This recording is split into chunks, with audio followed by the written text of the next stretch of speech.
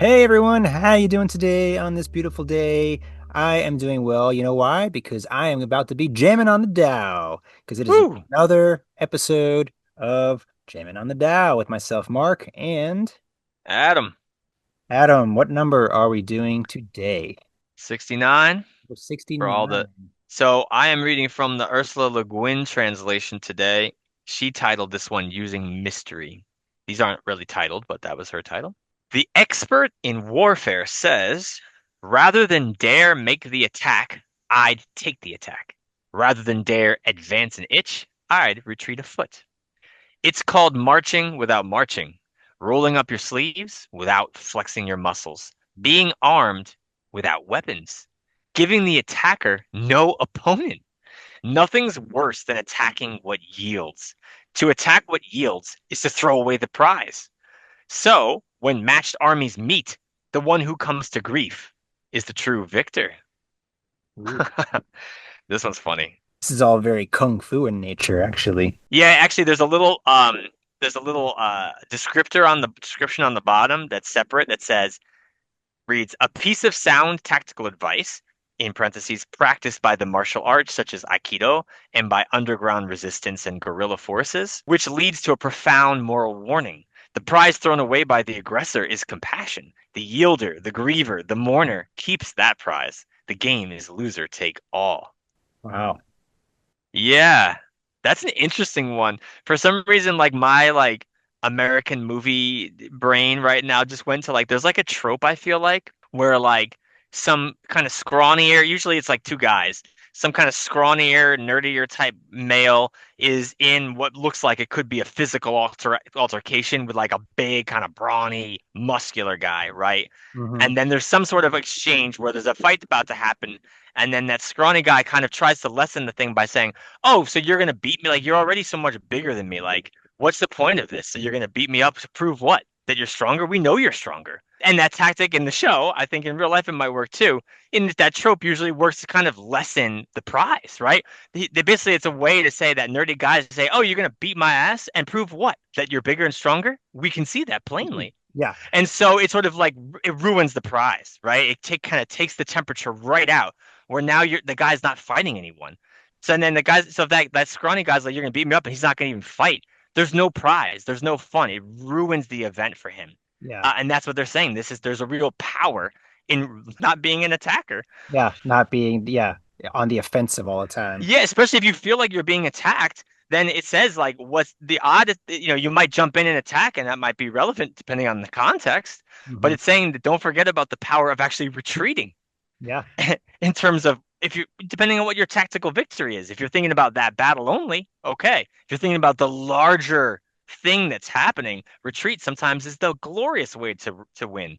Yeah, yeah. Like I said, this is a very kung fu or a lot of other martial arts, but I know in kung fu this is definitely a tactic, and this is talked about in The Art of War by Sun Tzu, and there's a lot of varying translations, but it's something like he will win who knows when to fight and when not to fight. You know, Hmm. the supreme art of war is to subdue the enemy without fighting.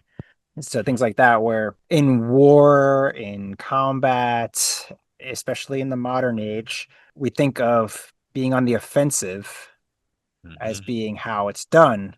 But that's the first person who takes that attacker motion is the one who essentially is starting the battle, Hmm. which psychologically, spiritually, whatever, has already lost the battle. Hmm. Right. And you know, the Kung Fu salute of this when whether it's in combat or training or just practice, it's the fist and the peace hands. So you got prayer hands and two fists. You got one under the other, the fist under the peace hand, and the peace hand is the left hand. The war hand is the right hand. So you got the masculine feminine thing going on here, but you also got the masculine, the war hand under the peace hand. Always lead with peace first, but be ready. Be ready for battle. Hmm. You know, lead with, let's talk Hmm. about this. Let's figure this Hmm. out. But if we can't, okay, we'll go Hmm. to fisticuffs. But Hmm. I'm not going to just lead by smashing somebody because what does that solve? It doesn't solve anything Mm-hmm. unless it's a life-threatening situation where you have to Mm-hmm. defend yourself. Yeah. But the offense person, that's why it's called it's an offense. It's offensive. You can say something that's offensive to somebody. It's an attack, right? Mm-hmm. That is inherently a negative approach to just Mm-hmm. launch at something or somebody because all you're thinking of is that power grab, like that bigger, stronger Mm-hmm. person saying, I can subdue you because I'm bigger and stronger. Mm-hmm. What are you trying to prove? Like you were Mm-hmm. saying, we see this. Mm-hmm. What are you trying to prove? And And typically, there's probably some sort of trauma yeah. driving that, right? Some Yeah. sort of past trauma driving that force of thinking you have to attack because maybe they were attacked in a previous part of their life. And so if you have these unresolved traumas, you can often take that offensive approach. But again, we talk about centering, awareness, slowing down, taking stock of situations around you. We talked about this with number 29, Mm-hmm. where you have to see what the situation is Mm-hmm. first and then respond. If it requires battle, Mm-hmm. so be it.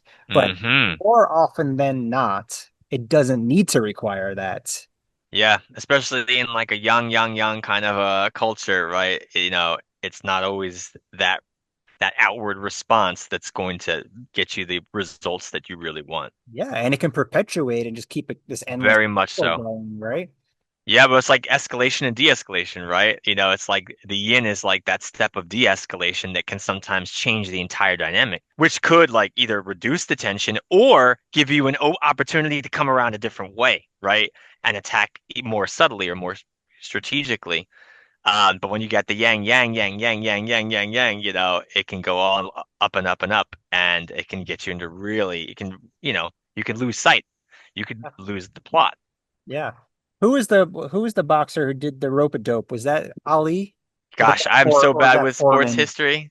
It I was either George Foreman or Muhammad Ali. I don't know, one of the two. And please feel free to correct me in the comments. But please do. one of them This made is my least cat. rope a dope This, where you retreat into the corner and you learn to take hits, right? You're not attacking. yeah, You're letting that attacker basically lose steam, yeah, right? Use their energy and yep, completely deplete their energy yep, and and then you come in, you saved your energy. And now of course this is boxing, it's all about combat, but there are still ways to utilize this mindset against your opponent and use their strengths against them. You know, that's yep, the psychological part of war.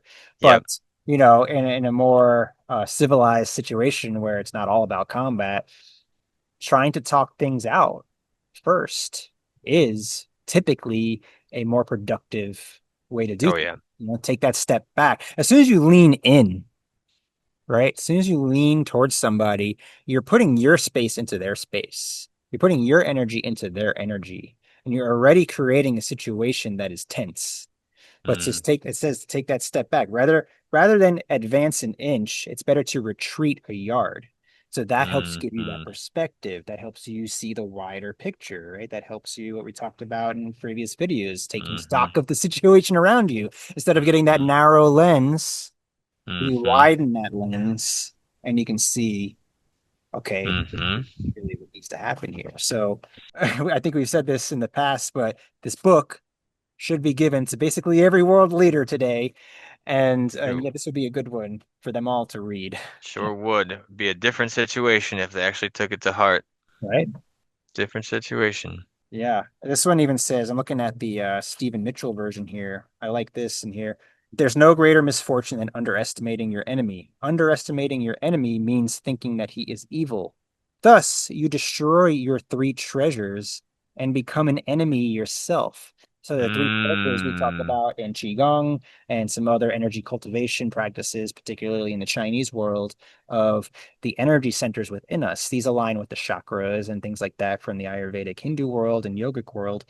But the three treasures are what we call the three dantians, which is your jing, your essence, your physical essence, your qi, your energy body, and your shen, your spiritual body. And all of those make up the holistic version of you.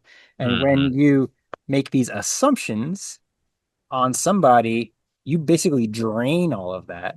You drain all of your treasures, and you are now your own worst enemy because you're not full of vitality in life anymore because of just a Mm. simple assumption.